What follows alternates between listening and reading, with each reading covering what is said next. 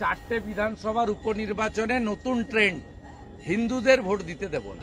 ফের তৃণমূলের বিরুদ্ধে নির্বাচনে সন্ত্রাসের অভিযোগে সরব রাজ্যের বিরোধী দলনেতা শুভেন্দু অধিকারী।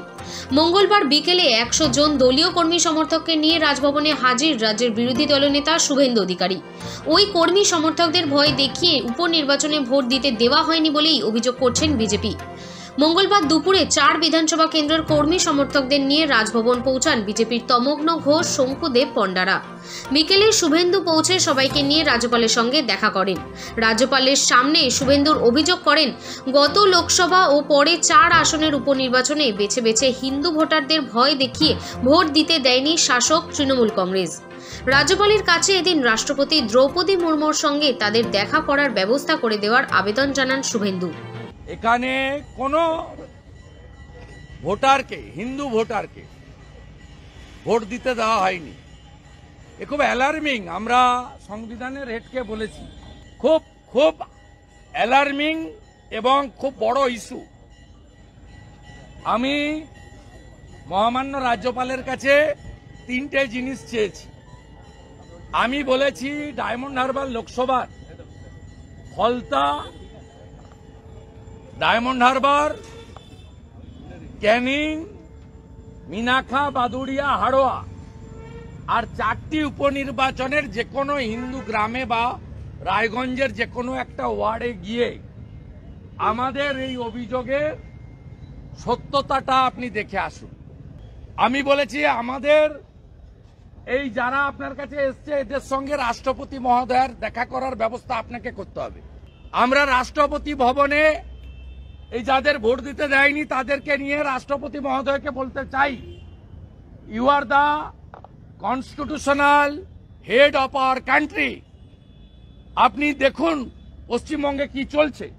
এ বিষয়ে নির্বাচন কমিশনের কাছে ইমেল করে অভিযোগ জানানো হয়েছে। আগামীতে দিল্লি গিয়ে তারা দেশের মুখ্য নির্বাচন কমিশনারের সঙ্গে দেখা করবেন বলে জানান শুভেন্দু। 5 জন ভোট দিতে পারেনি এমন লোককে নিয়ে আমি ইলেকশন কমিশন অফ ইন্ডিয়ার কাছে যাব, তাদের দেওয়া টাইমে, যদি ইফ দে অ্যালাউড।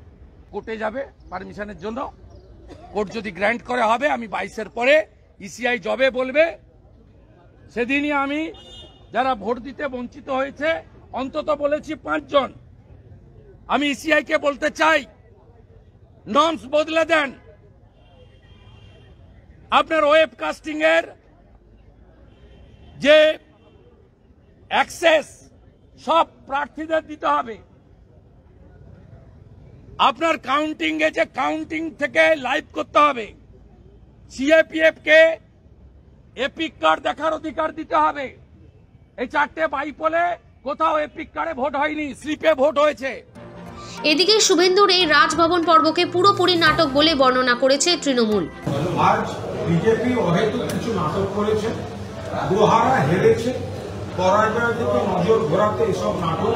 তারা যত ইচ্ছা নাটক করতে পারেন। আমাদের যেসব সহকর্মীদের নামে তারা অভিযোগ করছেন, তারা যা ইচ্ছা করতে পারেন। তাদের সংগঠন নেই, তাদের লোক নেই, মানুষ তাদের সমর্থন করছে না। লোকসভায় যে কিছু মানুষ সাময়িক ভুল বুঝে বিজেপিকে ভোট দিয়েছিলেন, তারা অধিকাংশ যারা মনে করেছেন বিজেপিকে ভোট দেবেন না, তারা ভোট দিতে বেরোননি। আর যারা মনে করেছেন এই বিজেপিকে ভোট দেওয়া যায় না, তারা সরাসরি তৃণমূল কংগ্রেসকে ভোট দিয়েছেন। তো আজকে নাটক করতে গেলেন কেন? স্ক্রুটিনির দিন কোথায় ছিলেন? রাজ্যের 4 বিধানসভা উপনির্বাচনে 4টে আসনই গিয়েছে শাসক দলের কাছে।